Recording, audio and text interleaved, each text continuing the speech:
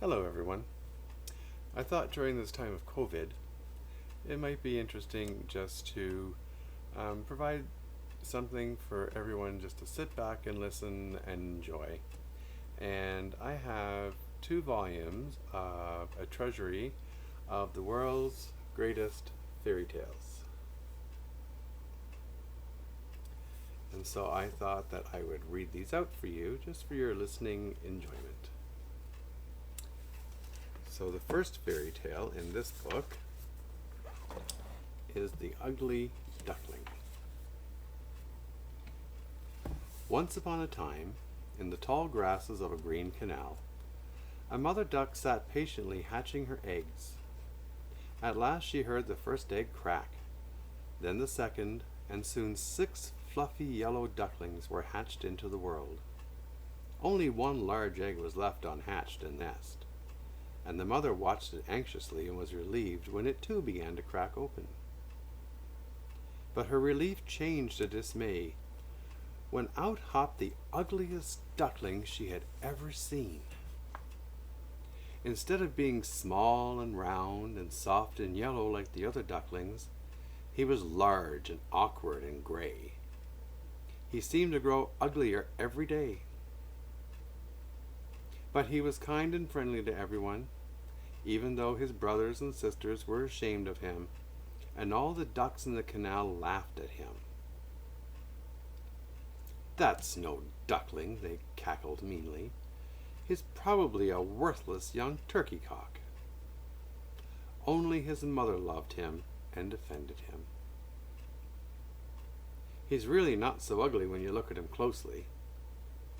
He's quite pretty," she kept on insisting. Carefully, she taught him everything she taught her other children, and refused to leave him behind when she took them for their first swimming lesson.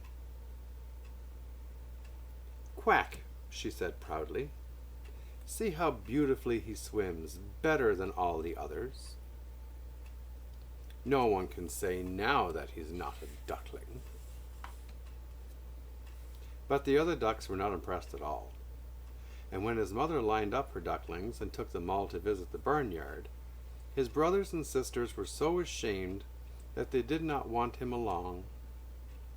And it was even worse in the barnyard, where all the new animals he met scorned and ridiculed him. Even the pigs snorted at him, and the geese honked at him viciously.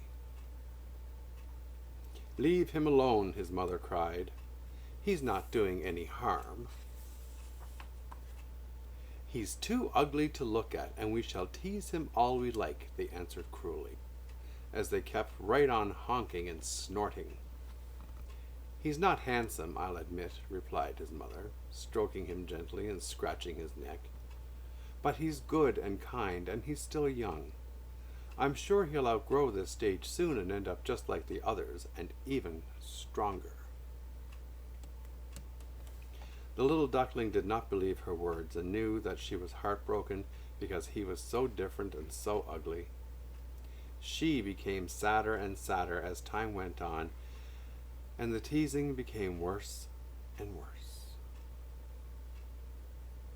The ducks bit him, the hens pecked at him, the geese chased him, and even the girl who fed the poultry kicked him. He was the laughing stock of the whole barnyard. No matter where he turned, he met meanness and cruelty. He tried to hide, but wherever he went, someone found him and teased him some more. Finally, he could stand all the cackling and squawking no longer, so he jumped over the barnyard fence and ran away. He kept on running even though he really had no idea where he was going. Things were not much better outside the barnyard either, because even the wild creatures ran away from him. "I guess I'm so ugly everyone's afraid of me," he quacked miserably to himself. He found some wild ducks and geese for company for a while, but one day these friendly birds were shot by hunters and carried off by some fierce-looking hunting dogs. But the dogs ignored the scared little duckling hiding in the tall grass nearby. "I guess I'm even too ugly for them to take," he sighed thankfully. The poor duckling feared that the dogs and hunters might come back, so he ran away from the pond and kept on running, till he came to a little hut in the woods, where a very old lady lived with her hen and her cat. She loved them both dearly because the hen laid tasty eggs for her, and the cat purred constantly to cheer her. The old lady's eyesight was so poor that she thought the duckling was a full-grown duck because he was so oversized. "How lucky am I," she cried. "I have a beautiful hen to lay beautiful eggs for me, and now I have a fine duck to lay some fine duck eggs." She brought the duckling into her house and treated him kindly, but the cat felt himself to be master of the house, and the hen thought she was its mistress, and both were jealous to their new guest. "Can you really lay eggs?" asked the hen suspiciously. "No," answered the duckling honestly. "Then what of earthly use are you to anyone?" snapped the hen, who proudly laid her daily egg just to show off. "Can you purr?" asked the cat. "I can quack," replied the duckling, "but I can't purr." "Then of what earthly use are you to anyone?" sneered the cat, purring loudly just to show off. Then both of them began to torment the poor duckling, so that once again he had to run away. "It's good to be out of that house and in the world again," the duckling said to himself. Though he was so lonely he did not believe a word he was saying. But soon he found a nice pond to swim in, and amused himself splashing and diving and chasing insects and catching minnows. After a time, however, the water grew colder and the wind stronger. The leaves began to turn yellow and then brown, and autumn arrived. Just before winter came, the duckling heard a strange sound in the sky, and he looked into the sunset and saw a flock of graceful swans flying over him. He'd never seen any creature so beautiful, and stared in wonder at their snow-white plumage, their splendid wings, and their long, slender necks. The duckling did not know that these birds were swans, but he knew he loved them more than he had ever loved anything in his life before. He did not envy them either, because it would have been beyond his wildest dreams to wish such beauty for himself. He just watched them worshipfully as they flew off into warmer lands across the sea. All through the long, cold winter he remembered their beauty with pleasure. And the winter was long and so very cold. The duckling had to keep swimming around in circles, or the water would have frozen him in tight. But still, as the ice on the pond grew thicker, it became harder and harder for him to swim at all. His legs were numb from the cold.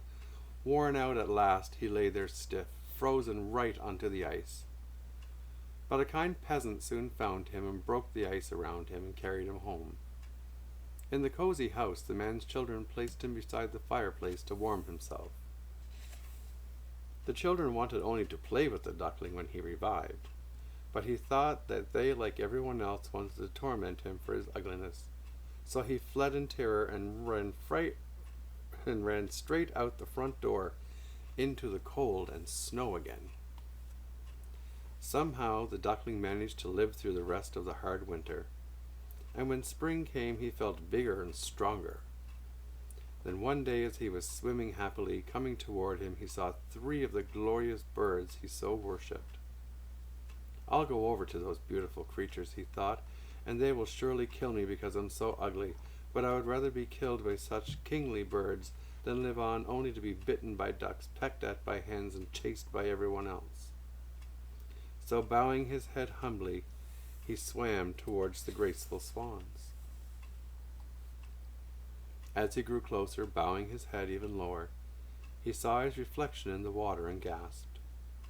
He was no longer an ugly duckling, but a stately swan with snow-white plumage, splendid wings, and a long, slender neck. The other swans glided toward him, not to kill him, but to greet him and stroke his neck. Children ran to the water's edge. "Look!" they cried. "There's a new swan." "Yes," their parents said, "and the new one is the most beautiful of all."